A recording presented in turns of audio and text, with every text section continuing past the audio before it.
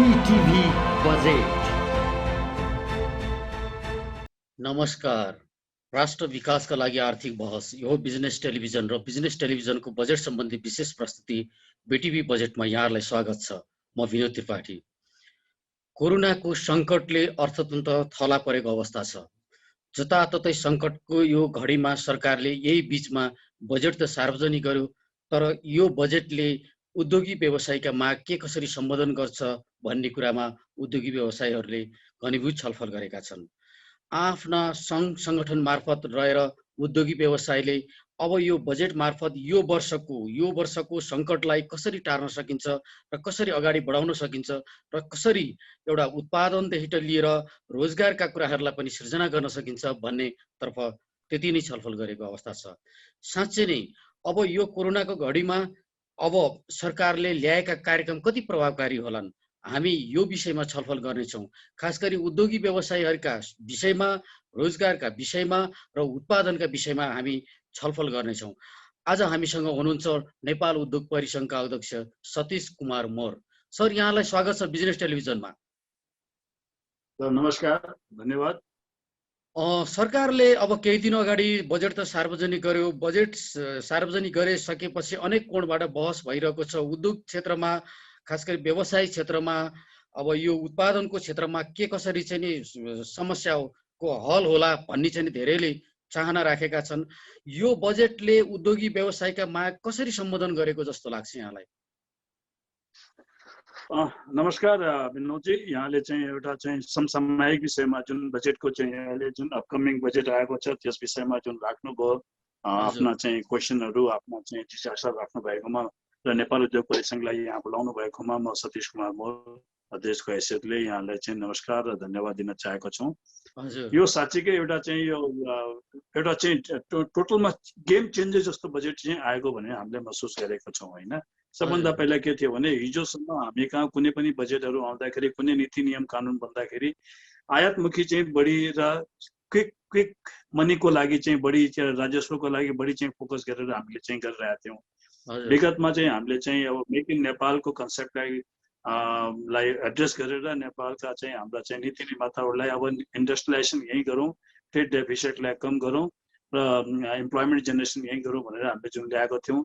मेरो विचारले यसपालि नेपाल उद्योग परिसङ्घको विचारले पनि यसपालिको जुन बजेट आएको छ त्यो औद्योगिकमुखी नै छ र त्यो उद्योगलाई वातावरण चाहिँ बनाएको छन्। त्यसमा स्टार्टअप इन्डस्ट्रिजहरूको कुरा गरौँ वा विलिङ चार्ज तिरेर चाहिँ अब इन्डस्ट्रियलाइजेसनमा हाइड्रोलाई पनि डेभलप गरौँ, विद्युतलाई पनि डेभलप गरौँ र साथसाथै कन्जम्सनलाई पनि डेभलप गरौँ र कन्जम्सनलाई पनि अलिकति हामीले चाहिँ नेरो डाउन गरेर कस्ट अफ प्रोडक्सनलाई घटाउन कसरी सकिन्छन्, एक्सपोर्टलाई कसरी बढाउन सकिन्छ भनेर नीति नियम कानुनमा ल्याउँदाखेरि यी कुराहरूलाई चाहिँ हामीले एड्रेस गरेको चाहिँ हामीले महसुस गरेका छौँ। हजुर, अब खास गरी चाहिँ हाम्रो उत्पादनहरू जति त्यसले बजार नपाएको अवस्था पनि छ, अर्कोतिर चाहिँ विदेशी सामानको आयात बढ्दो छ। हामीले निर्यात बढाउन खास गरी चाहिँ हाम्रो निर्यात बढाउनको लागि र हाम्रो सामानको यही बजार पनि चाहिँ अलिकति फराकिलो बनाउनको लागि चाहिँ सरकारले के गर्नुपर्छ जस्तो लाग्छ? यसमा चाहिँ सरकारले गर्नुपर्ने भनेको एउटा सबभन्दा पहिला ओनरसिपको कुरा हुन्छ। एउटा चाहिँ अब तपाईँले प्रायोरिटीको कुरा हुन्छ। अघि पनि मैले भन्दाखेरि तपाईँले अब प्रायोरिटी चाहिँ इन्डस्ट्रियलाइजेसन यहीँ गरौँ, उत्पादन यहीँ गरौँ, कन्जम्सन यहीँ गरौँ र हामीले चाहिँ इम्प्लोइमेन्ट जेनेरेसन यहीँ गरौँ र त्यसले कस्ट अफ प्रोडक्सन घटाउनको लागि, कसरी हामीले चाहिँ कम गर्नको लागि, लागत मूल्यलाई कम गर्नको लागि के टुल्स हुन सक्छन् भनेर हामीले बजेट आउनुभन्दा पहिला पनि माननीय मन्त्रीज्यूलाई, श्रीमान सचिवज्यूहरूलाई हामीले चाहिँ डिटेलमा बताएको थियौँ। त्यो अनुसारले एडप्सन गरेर अब हाम्रो कस्ट अफ प्रोडक्सन कसरी घटाउने, जुन बेलामा कस्ट अफ प्रोडक्सन घटिन्छ त्यो बेलामा नै हामीले चाहिँ एक्सपोर्टका वातावरण पनि बनाउन सक्छौँ र विभिन्न किसिमका मार्केटहरूमा चाहिँ रिसर्चहरू गरेर कसरी बढाउन गर्न सकिन्छ त्यतातिर जान्छौँ। तर मेन कुरा के छ भने तपाईँको सबभन्दा पहिला ठुलो कुरा के आउँछ भने वाट आर द कस्ट। अब ल्यान्डलक कन्ट्रीले गर्दाखेरि हाम्रो कस्ट जहिले पनि हाई नै भइरहेको छन्। हामीसँग बढी चाहिँ सोर्सिङ भएको चाहिँ विद्युत र र मेटेरियल मात्रै छन्।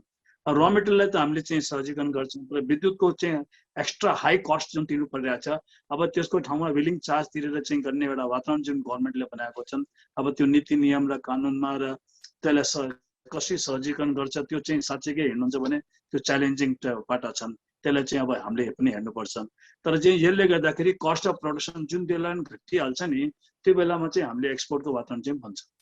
खास गरी चाहिँ नि बजेट ल्याउनुभन्दा अगाडि सरकारलाई यहाँले सुझाव दिनुहोस्, यो विषय यो मुद्दाहरू थप्नुपर्छ र अर्थतन्त्रलाई उठाउनको लागि चाहिँ सरकारले गर्नुपर्ने काम यी हुन् भनेर सल्लाह सुझाव दिनुभयो अथवा रिपोर्ट दिनुभयो। त्यो अनुसार बजेटमा तपाईँहरूका मागहरू सम्बोधन भए जस्तो लाग्छ? होइन, मलाई हामीलाई के छ भने करिब करिब हामीले जे पनि बजेटमा भनेका थियौँ नि, नीति नियम कानुनमा चाहिँ परिमार्जित गर्नको लागि हामीले भनिरहेका थियौँ होइन। यो चाहिँ एउटा चाहिँ एडप्सन भन्छौँ, यसलाई प्रायोरिटी भन्छौँ। त्यो प्रायोरिटीमा चाहिँ जब जुन बेला नै इन्डस्ट्रियलाइजेसन लिएको छ त्यसका चाहिँ समस्याहरू आफसे पनि सल्भ हुन चाहिँ प्रोसेसमा हुन्छन्। यसपालिको बजेटमा चाहिँ साँच्चीकै भन्नुहुन्छ भने हामीहरूले जति सजेसनहरू दिएका थियौँ त्यसमा more than 60-65%, even I can say 70% चाहिँ हामीले कहाँ एड्रेसहरू भएका छन्। एउटा मात्रै कुरा के रहेछ भने अब एड्रेस त भएको छन्, तर त्यो एड्रेस भएकालाई अब त्यसलाई कार्यान्वयन कसरी ल्याउने हो, त्यो कार्यान्वयनको लागि छिटोभन्दा छिटो हामीले चाहिँ वातावरण बनाउन सक्यो भने त्यो विचारले कस्ट अफ प्रोडक्सनलाई घटाउन सकिन्छ र एउटा वातावरण चाहिँ बन्छ। यो खास गरी चाहिँ नि अब यो कोभिडको कारणले धेरै रोजगारहरू पनि कुमेको अवस्था छ। यहाँको सङ्गठन, यहाँको जुन सङ्घले चाहिँ नि धेरै प्रकारका कामहरू गरेको छ रोजगारका सिर्जनादेखि लिएर। रोजगारलाई साँच्चै नै अब अलिकति व्यवस्थित गरेर रोजगार सिर्जनाका चाहिँ कार्यक्रम नयाँ ढङ्गले चाहिँ नि परिसङ्घले चाहिँ ल्याउने सन्दर्भमा सरकार र परिसङ्घ बिच चाहिँ के कस्तो समन्वय भइरहेको छ अवस्था छ? यसमा तपाईँले अघि पनि सोध्नुभयो, अहिले पनि म जवाब दिन्छु यसको। जस्तो मेक इन नेपालको जुन कन्सेप्ट ल्याएको थियो नि, त्यो सामान्य प्रधानमन्त्रीजीले नै आफैले त्यसलाई अनभेल गरेर स्वदेशी अभियानलाई चाहिँ एउटा गति चाहिँ दिइसकेका छन्। त्यसमा चाहिँ हामीले कमिटमेन्ट कस्ता गरेका छौँ भने यो चाहिँ सहजीकरणको वातावरण बनाउन सकेपछि हामीले चाहिँ कम्तीमा पनि 1000 वटा इन्डस्ट्रिजहरू चाहिँ नयाँ इन्डस्ट्रीहरू थप्न सकिन्छन्। मोर देन 1.5 लाख 2 लाख जतिजना चाहिँ इम्प्लोइमेन्टको जेनेरेसनहरू हुन सक्छन् र एक्सपोर्टको चाहिँ ग्रोथ हुन सक्छन्। जिडिपीमा अहिले ठुलो योगदान दिन्छ र सबभन्दा ठुलो कुरा जुन हामीहरूको अहिले चाहिँ आयातमुखी मात्र भइरहेछन् त्यसको ठाउँमा हामीले निर्यातमुखीतिर हामीले चाहिँ यसलाई चेन्ज गर्न सक्छौँ र एउटा ट्रेड डेफिसिट हाम्रो कन्ट्रीमा जुन बढी भएको छ त्यसलाई चाहिँ नेरो डाउन गर्नको लागि यो वातावरण बनाएको छन्। यसले बजेटले चाहिँ हामीले सजेसन दिएका चिजहरूलाई उनीहरूले चाहिँ एड्रेस गरेको छन्। अब त्यो एड्रेस गरेर अब अहिले जुन गति लिएको छ नेपाल सरकारले त्यसलाई पनि हामीले अलिकति विश्वासको वातावरण बनाएको छन्, किनभने each and every day we have a meeting. त्यसमा चाहिँ अब कस्तो नियम नीति कार्यान्वयन गर्ने, कुन पक्षलाई चाहिँ हामीले एड्रेस गर्नुपर्ने भनेर बारम्बार daily, almost daily we are getting the response from the government of side होइन। विभागहरूबाट पनि आइरहेछन्, मन्त्रालयबाट पनि आइरहेछन्। त्यसले गर्दाखेरि अलिकति चाहिँ अब तपाईँले हेर्नुहुन्छ भने अहिले चाहिँ हाम्रो कहाँ जुन एफडिआईको जुन पोलिसिजहरूमा चेन्जेसको हिसाबले जुन अहिले 2 दिन पहिला नै हाम्रो चाहिँ राष्ट्र ब्याङ्कका गभर्नरज्यूले जुन आफ्ना नीति नियमहरू चाहिँ चेन्जेस भएको चाहिँ बताएको छन्, त्यसले पनि एउटा के विश्वास दिलाएको छ भने अब हामीलाई चाहिँ एफडिआईको लागि पनि कुनै व्यवस्थाहरू गर्नको लागि सहजीकरण कसरी गर्न सकिन्छ त्यो बारम्बार हामी नेपाल उद्योग परिसङ्घले भनिरहेका थियौँ कि उहाँहरूलाई। अब यसपालिको चाहिँ एडप्सन लिएको छन्। त्यसले गर्दा एउटा चाहिँ इकोनोमिकलाई फेरि चलायमान गर्नको लागि कोभिडको टाइममा पनि इकोनोमिकलाई चाँडैभन्दा चाँडै कसरी चलायमान गर्न सकिन्छ र एउटा फेरि आफ्नो चाहिँ रूपरेखामा ल्याउन सकिन्छन्। अघि पनि चाहिँ नीति निर्माताहरूले पनि 6.5% को जुन ग्रोथ भनेका छन्।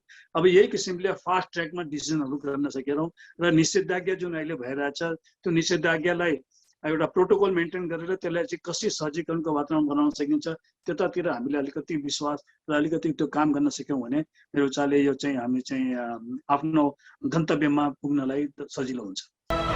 बीटीभी बजेट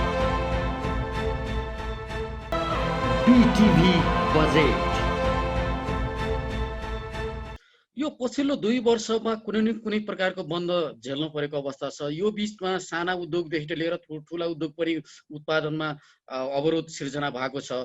साना उद्योगहरूलाई खास गरी ब्याज दरको ठुलो चिन्ता छ। उत्पादन छैन, बिक्री गर्न पाएको छैन, तर ब्याङ्कलाई ब्याज तिर्नुपर्ने अवस्था छ। हुन त ठुलो उद्योगहरूलाई पनि समस्या छ, तर यो विषयमा सरकारसँग समन्वय गरेर सहुलियतका गराएर उद्योगहरूलाई चाहिँ नि उठाउनको लागि चाहिँ नि ठोस कार्यक्रम चाहिँ नि के आउनु पर्ला जस्तो लाग्छ? बजेटमा त त्यो खासै धेरै चाहिँ नि समेटियो जस्तो लाग्दैन।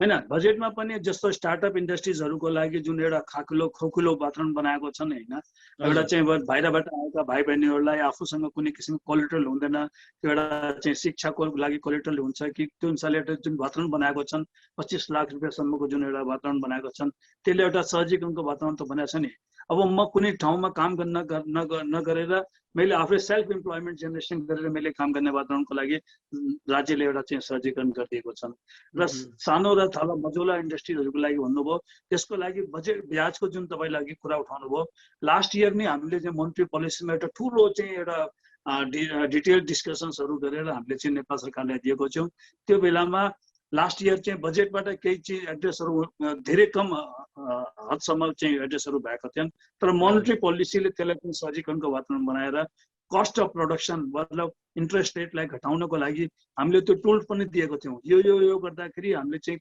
इन्ट्रेस्ट रेटलाई जुन 12-13% 14% को छ त्यसलाई चाहिँ झार्ने र 7-8% 9%सम्म ल्याउन सकिन्छ त्यो हामीले चाहिँ विगतमा हेर्नुहुन्छ भने 8-9% को हाराहारीमा चाहिँ हामी कहाँ इन्ट्रेस्ट रेटमा आइसकेका छन् अब यसपालिको पनि हामीले चाहिँ अब मोनेटरी पोलिसी अब चाँडै नै आउने हो त्यसको पनि हामी एकदम नेपाल उद्योग परिसंघले पुरा रिसर्च टिम लगाएर त्यसको चाहिँ डिटेल्सहरू हामीले बनाइरहेछौँ र त्यो नेपाल सरकारले आगामी दिनमा नि चाँडै नै हामी दिएर त्यसमा चाहिँ कसरी सहजीकरणको वातावरण बनाउन सकिन्छ त्यसले गर्दाखेरि कस्ट अफ प्रोडक्सन घटाउन र स्पेसली सानो तथा मझौला इन्डस्ट्रीजहरूलाई पनि एउटा चाहिँ काम गर्ने वातावरण बनाउने एउटा चाहिँ वातावरण बनाओस् यो कोभिडले कसैले निम्ति आगत होइन यो त महामारीको रूपमा संसारभरि नै आएको छ त्यसलाई चाहिँ एउटा चाहिँ इकोनोमिकलाई पनि कसरी चलायमान गर्न सकिन्छन् त्यतातिर हामीले चाहिँ डेफिनेटली मोनेटरी पोलिसीले पनि धेरै चिजहरूलाई एड्रेस गर्न सकिन्छन् वा विगतका भएका कुराहरूलाई निरन्तरता कसरी दिन सकिन्छन् त्यसले गर्दाखेरि कस्ट अफ प्रोडक्सनलाई अझ मद्दत मिल्छ भनेर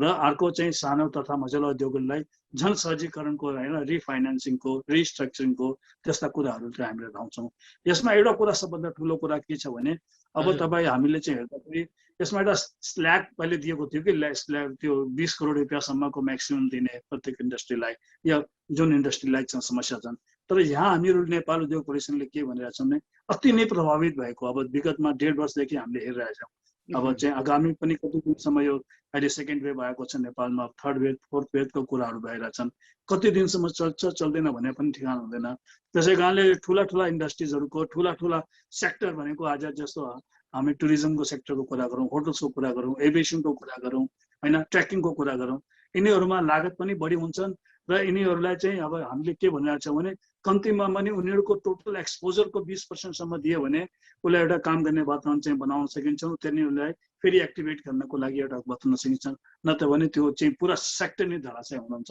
which is also a very very core sector for our revenue generation employment generation र साथसाथै टुरिज्म सेक्टर जस्तो कोड हाम्रो चाहिँ एउटा स्तम्भ हो एउटा पिलर हो जसले गर्दाखेरि हामी कहाँ हार्ड करेन्सीको चाहिँ जेनेरेसन गर्ने पनि त्यो हो खास गरी अलिकति म आत्मनिर्भरको कुरा गरौँ सर हाम्रा जति पनि उद्योगहरूमा उत्पादन हुने कच्चा पदार्थ हामीले विदेशबाट आयात गर्नुपर्ने छ कच्चा पदार्थका स्वरूपहरू चाहे त्यो जडीबुटी होस् चाहे त्यो खाद्यान्न होस् चाहे त्यो भनौँ न जति पनि चाहिँ पदार्थहरू हुन् त्यो नेपालमै पनि उत्पादन छ जस्तो तेलको चाहिँ अब तेल उत्पादन गर्नु पर्यो भने तोरीको गेडा हामीले विदेशबाट ल्याउनु पर्छ या चाहिँ हामीले चाहिँ चाउचाउ उत्पादन गर्नु पर्यो भने मैदा विदेशबाट ल्याउनु पर्छ मैदा त यहीँ पनि उत्पादन हुने तोरी पनि यहीँ पनि उत्पादन हुने यसलाई आत्मनिर्भर बनाउनको लागि नेपालले दीर्घकालीन योजना किन ल्याउन सकिरहेको छैन अहिलेसम्म के लाग्छ यहाँलाई म यसमा चाहिँ अलिकति स्पष्टै भन्न चाहेको तपाईँलाई यो चाहिँ कृषि प्रधान देश हामी भन्दै थियौँ होइन मलाई याद छ मैले जिन्दगीमा स्टार्टिङ मेरो गरेको बेलामा हामी नेक्स्ट चावलको लागि पनि भन्नुहुन्छ भने we are the exporting country at the time त्यो बेलामा हामीले चाहिँ फेरि धान चामल निर्यात कम्पनीहरू खोल्न बित्तिकै हाम्रो चाहिँ धानको चामलको धानको चाहिँ एक्सपोर्टहरू खत्म हुन गएको छन् अब त्यसका विभिन्न पाटाहरू छन् त्यसमा चाहिँ अब यो 5-7-10 मिनटको चाहिँ बहसमा चाहिँ हामीले त्यति कुरा गर्न सक्दैनौँ त्यो कुनै बेलामा डिटेल डिस्कसन गर्ने एउटा मौका पायो भने त्यो एउटा टाइम पायो भने हामी चाहिँ त्यो गरौँला तर मेन कुरा कहाँ आउँछ भने यो कुनै पनि प्रायोरिटी लिनुपर्ने हो गभर्मेन्टले हिजोसम्म अघि पनि मैले भन्दाखेरि हिजोसम्म हाम्रो आयातमुखी मात्रै थियो अब हामीले निर्यातमुखी वा औद्योगिकरण उद्योगमुखी चाहिँ उद्योगीकरणमुखी चाहिँ हामीले पोलिसी ल्याएपछि अब त्यसका पाटाहरू सबै चाहिँ सहजीकरणका वातावरणहरू बन्छन्। अब यसमा चाहिँ ठुलो रोल चाहिँ अब जस्तो हाम्रो मेक इन नेपालको जुन हामीले भनेको छ नि, यहीँ उत्पादन गरौँ, यहीँ कन्जम्सन गरौँ र यहीँबाट हामीले कस्ट अफ प्रोडक्सन घटाएर कसरी काम गर्ने वातावरण हुन्छन्। एउटा चाहिँ सहजीकरणको वातावरण नेपाल सरकारले बनाइदियो भने त्यसलाई पनि एउटा बाटो खुल्छ। हजुर, अब म यहाँलाई एउटा अन्तमा एउटा क्वेसन गर्न चाहन्छु। अब बजेट त जारी भइहाल्यो, यो वर्षका विभिन्न योजनाहरू पनि सरकारले ल्याइरहेको छ, तर एकातिर अब राजनीतिक अस्थिरता पनि त्यति नै गन्जागुलो अवस्थामा छ। तर पनि उद्योगीका कुराहरू, व्यवसायका कुराहरू, उत्पादनका कुराहरू अगाडि बढोस् भन्ने आम जनताको चाहना छ, व्यवसायहरूको पनि चाहना छ। यो बिचमा सरकारले सहुलियतका कुरादेखि लिएर सुविधाका कुराहरू पनि गरिरहेको अवस्था छ।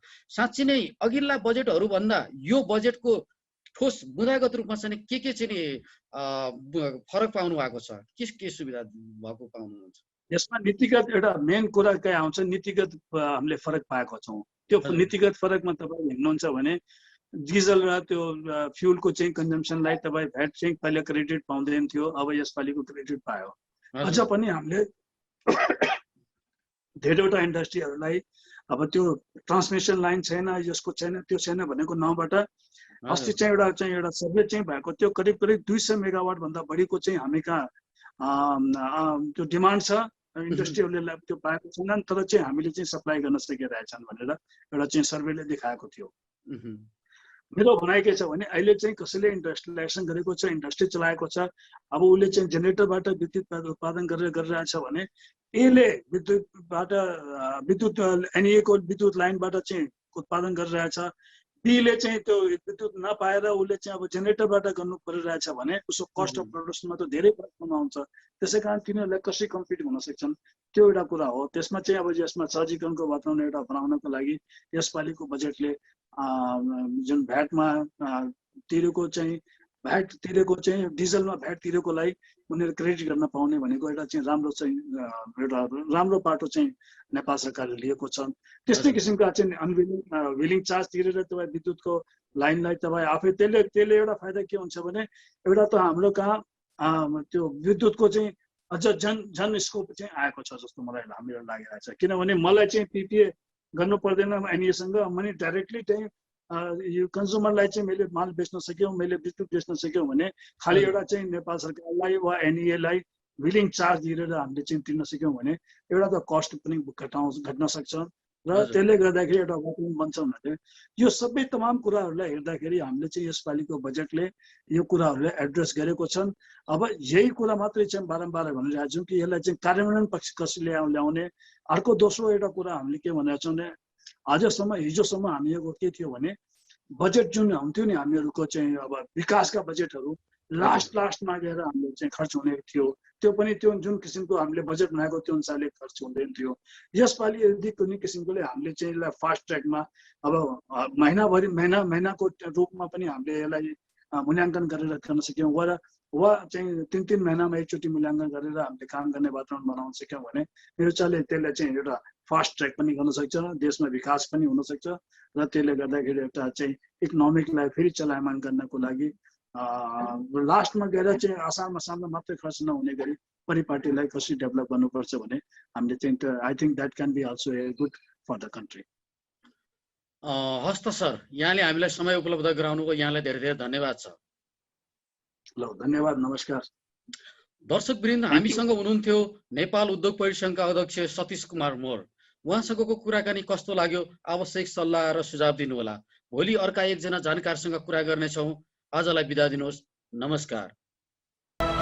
BTV budget.